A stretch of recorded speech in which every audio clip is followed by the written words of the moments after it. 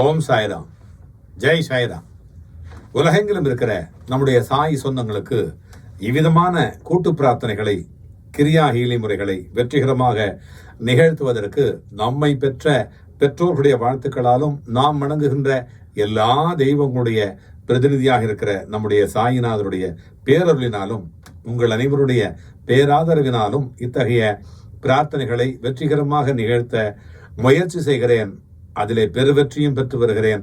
அது சாத்தியமானது சத்தியமாக சாயப்பாவாலும் உங்களாலும் என்று உணர்ந்து இன்றைக்கு ஒரு முக்கியமான ஒரு நடந்த நிகழ்வை உங்களோடு பகிர்ந்து கொள்ள போகிறேன்.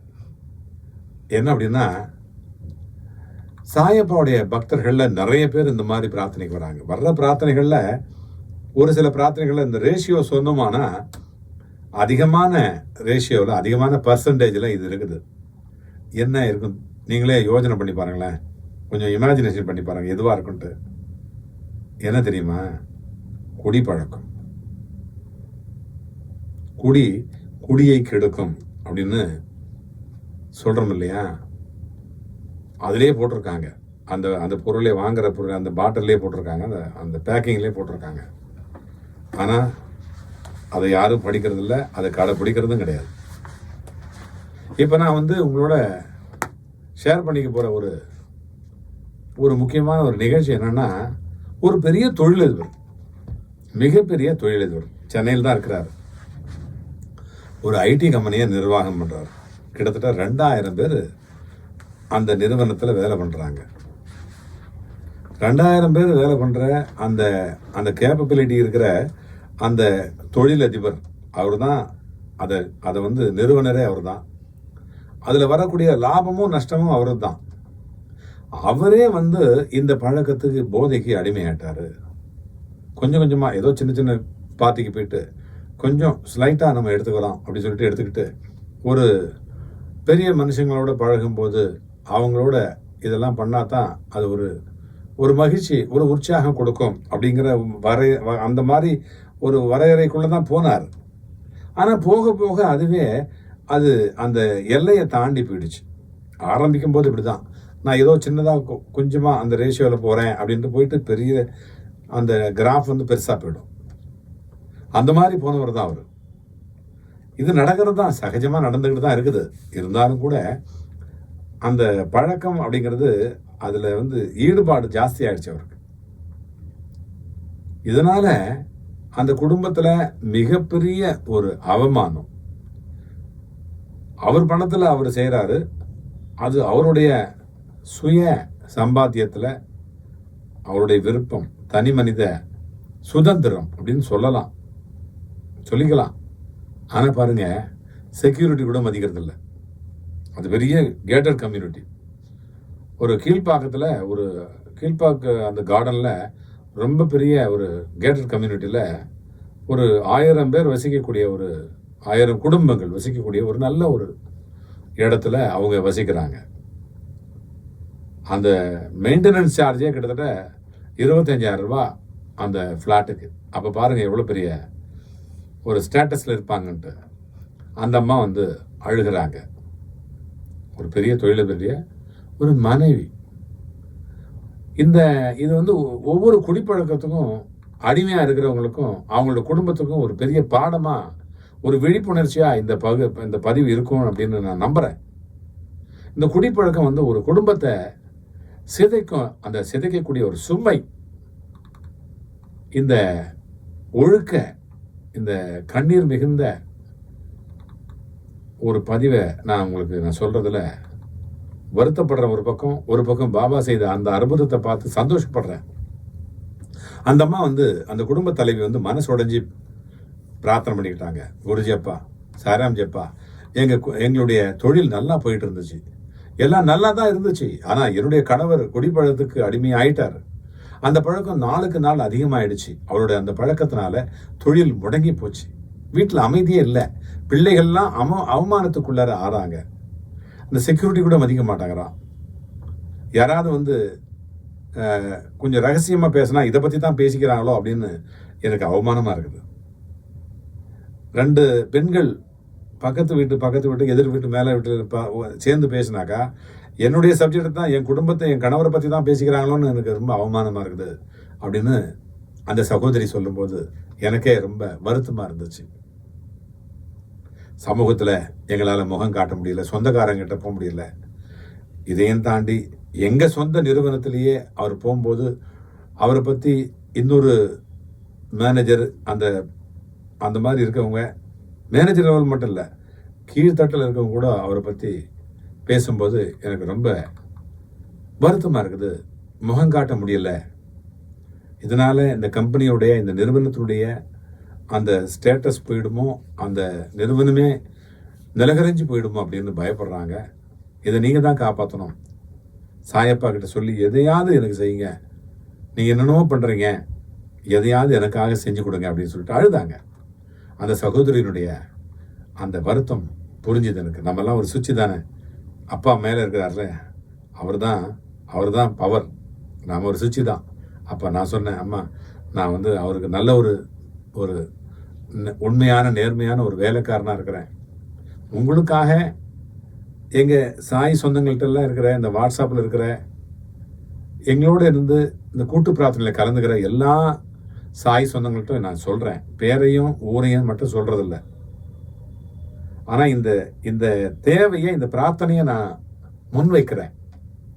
எல்லாரும் உங்கள் கணவருக்காக மன்றாடி பிரார்த்தனை பண்ணுவாங்க. கண்டிப்பாக அது மகிமையாக நடக்கும், பாபாவுடைய மகிமை கிடைக்கும் அப்படின்னு சொல்லிட்டு நான் சொன்னேன், அஷூரன்ஸ் கொடுத்தேன். சாய் பக்தர்களே, இந்த குடிப்பழக்கம் அப்படிங்கிறது ஒரு மனுஷனை மட்டுமல்ல, அந்த தனிப்பட்ட மனிதனை மட்டுமல்ல, அவருடைய குடும்பத்தையே சின்ன பின்னமாக்கும், சிதைக்கும். மிகப்பெரிய அவலம், குடும்பத்திற்கு அவமானம், வீட்டில் சண்டை சச்சரவு, மனைவிக்கு பெருத்த மன உளைச்சல். எவ்வளவு முயற்சி செஞ்சாலும் கணவர் வந்து மதுவுக்கு அடிமையானா அவங்க படக்கூடிய அந்த அவமானப்பட வேண்டிய அந்த நிலை வந்தே தீரும். இப்ப ஸ்லைட் ஆரம்பிக்கிறேன்னு சொல்லிட்டு அப்புறம் பெருசா போய் முடியும். ஆரம்பத்திலேயே கட் பண்ணுங்க. இந்த கெட்ட பழக்கத்தை நான் அடிக்கடி சொல்வேன். இந்த கெட்ட பழக்கத்தை ஆரம்பத்திலேயே நீங்க கட் பண்ணிட்டீங்கன்னாக்கா கடைசி வரைக்கும் சந்தோஷம். அந்த பிள்ளைகளுடைய துயரம் இருக்காது. அப்பா குடிக்கிறவர் அப்படின்னு பேசிக்கிட்டா அந்த பிள்ளைங்களுக்கு ரொம்ப பெரிய அவமானம். அது தெரிஞ்ச உடனே பிள்ளைகளுடைய போக்கே சரியில்லாமல் போயிடும். இந்த சமுதாயத்தில் தலை தூக்கி வாழ முடியாது. அந்த பள்ளிக்கூடத்தில் உன் அப்பா குடிக்கிறாருன்னு கேலி பேசுவாங்க. அதனால பிள்ளைகள் மனசோர்வு அடைவாங்க. சமூகத்தில் அவமானம், நண்பர்கள், உறவுகள், சொந்தங்கள் எல்லாருமே விலக ஆரம்பிப்பாங்க. ஒரு பெண் வந்து அந்த ஆள்கிட்ட பேச முடியாது. ஒரு ஸ்டாஃப் வந்து அந்த ஆள்கிட்ட பேச முடியாது. ஒரு குடும்பம் தனிமையில விழுந்துடும். அந்த தொழில் வீழ்ச்சி அடையும். மதுவுக்கு அடிமையானவங்க தொழிலை கவனிக்க முடியாது. பணமும் வீணாகும். நம்பிக்கை இருந்த தொழிலாளர்கள், நம்பிக்கையோடு இங்க இந்த நிறுவனத்துல வேலை பண்ணோம்னா நம்முடைய எதிர்காலம் சிறப்பா இருக்கும் அப்படின்னு நம்பி இருந்த அந்த தொழிலாளர்கள், அந்த ஸ்டாஃப், அந்த பணியாளர்கள் எல்லாம் விலகி போயிடுவாங்க. நம்பிக்கை இல்லாமல் போயிடுவாங்க. அவருடைய உடல் ஆரோக்கியம் கெடும். மதுவின் காரணமாக பல நோய்கள் அந்த நபருக்கு வரும். உடம்பு மெதுவா சிதையும், சின்னாபின்னமாகும். பக்தர்களே, இதை பார்க்கிற யாராவது இந்த பழக்கத்துக்கு அடிமையா இருந்தா, குடிப்பழக்கம் அப்படிங்கிறது ஒரு அவமானத்தினுடைய சக்கரம் அப்படிங்கிறத நீங்க புரிஞ்சுக்கணும். அது ஒருத்தர் மட்டுமல்ல, ஒரு குடும்பத்தை மட்டுமல்ல, ஒரு தொழிலை மட்டுமல்ல, ஒரு சமூகத்தையே சீரழிக்கக்கூடிய ஒரு பழக்கம். அந்த மனைவிட்ட, அந்த தொழிலதிபருடைய மனைவி கிட்ட நான் சொன்னேன், மகளே, என் அன்பு மகளே, அப்பா இருக்கிறார், பாபா இருக்கிறார், நீங்க கவலைப்படாதீங்க. உங்க கணவருடைய மனசை சுத்தப்படுத்த, தூய்மைப்படுத்த, பழக்கத்தை மாத்த பாபா சக்தி கொடுப்பார். நீங்க தினமும் இந்த மந்திரத்தை சொல்லுங்க. உங்களுக்காக ஸ்பெஷலா ஒரு மந்திரத்தை நான் வரவழைச்சு தரேன் பாபா கிட்ட இருந்து. காலையில பிரம்ம முகூர்த்தத்துல அப்பா கொடுப்பார். உங்களுக்காக பிரார்த்தனை பண்ணும்போது அப்பாவே கொடுப்பார். அந்த மந்திரத்தை மனமாற சொல்லுங்க. பாபா அவரை இந்த பழக்கத்திலிருந்து விலக்கி வைப்பார். தொழிலும் குடும்பமும் மீண்டும் செழிக்கும். இந்த குடிப்பழக்க நிவாரண மந்திரத்தை நான் சொன்னேன். அது சமஸ்கிருத மந்திரம் தான். நான் அதனுடைய தமிழ் வரிகளையும் அர்த்தத்தையும் கூட நான் தர்றேன். இப்போ நான் முதல்ல சமஸ்கிருத மந்திரத்தை நான் உங்களுக்கு சொல்லித்தரேன். நீங்களும் கூட அதில் யாராவது இந்த மாதிரி ஒரு விஷயத்தில் சிக்கியிருந்தா நீங்களும் கூட நீங்கள் சொல்லலாம். ஓம் ஸ்ரீ சாயிநாதாய நமக, வியசன பாச நாசாய நமக, சுத்த சாந்தி ததாய நமக, ஆரோக்கியம் ஆயுஷம் பிரதாய நமக. இது சின்ன சிம்பிளான மந்திரம். நான் திரும்பி கூட சொல்றேன் பாருங்களேன். ஓம் ஸ்ரீ சாயிநாதாய நமக, வியசன பாச நாசாய நமக, ஓம் சுத்த சாந்தி ததாய நமக, ஆரோக்கியம் ஆயுஷ்யம் பிரதாய நமக, குடும்ப தொழில் ரக்ஷகாய நமக. இதனுடைய தமிழ் அர்த்தத்தை நான் சொல்றேன். ஓம் ஸ்ரீ சாயிநாதரே, உங்களுக்கு வணக்கம். குடிப்பழக்கமோ சூதோ எந்த தீய பழக்கமோ அதை முறியடிக்கிறவரே, உங்களுக்கு வணக்கம். சுத்தமான மனசும் சாந்தியும் தருபவரே, உங்களுக்கு வணக்கம். உங்களுக்கு வணக்கம். குடும்பத்தையும் தொழிலையும் காப்பவரே, உங்களுக்கு வணக்கம். என்ன, உங்களுக்கு வணக்கம். அற்புதமான மாற்றம். இதை சொல்லிட்டு வந்தாங்க அந்த மனைவி. பாபாவை முழுசா நம்பிக்கையோட தினம் ஜபம் பண்ணிக்கிட்டே வந்தாங்க. குடும்பத்தையும் தொழிலையும் பாபாவிட்ட ஒப்படைச்சிட்டாங்க. சில மாதங்களுக்கு பிறகு அவங்க நேரடியா வந்தாங்க. நன்றி சொல்றதுக்காக வந்தாங்க. முதல்ல முகத்துல புன்னகை, கண்ணில் சந்தோஷமான ஒரு ஆனந்த கண்ணீர். குருஜி எங்களை பாபா காப்பாத்திட்டாரு. என்னுடைய கணவர் குடிப்பழக்கத்தை முழுக்க விட்டுட்டாரு. இப்போ அவரு தொழில கவனம் செலுத்த ஆரம்பிச்சிட்டாரு.